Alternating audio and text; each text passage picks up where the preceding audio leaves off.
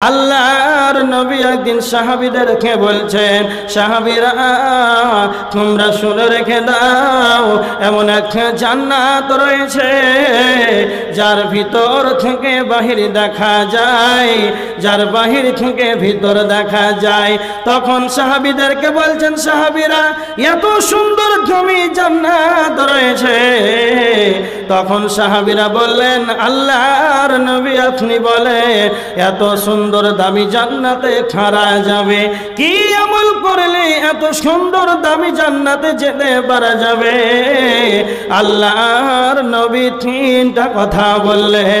এক নাম্বার হলো লিমান আতাবাল কালাম, দুই নাম্বার হলো ওয়াদামাস সিয়াম, তিন নাম্বার হলো ওয়াসাল্লা বিল্লাইলি ওয়ান নাস নিয়াম। এক নাম্বার নবীজি বললেন, যার মুখের ভাষা ভালো হবে সে এত সুন্দর দামি জান্নাতে যাবে। দুই নাম্বার ওয়াদামাস সিয়াম, যারা বেশি বেশি করে সিয়াম পালন করবে, তার মানে ফরজ সিয়াম ব্যতীত নফল সিয়াম গুলো বেশি বেশি করে আদায় করবে, তারা এত সুন্দর দামি জান্নাতের ভিতরে যাবে।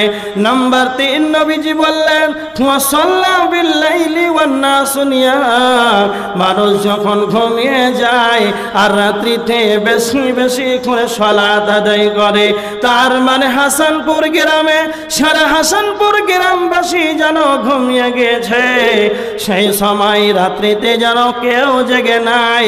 আর আপনি একাকি উঠে যেন ফজরের আগে রাত্রের তৃতীয় অংশে যেন আল্লাহ প্রথম আসমানে আসেন, সপ্তম আসমান ভেদ হয়ে প্রথম আসমানে আসেন।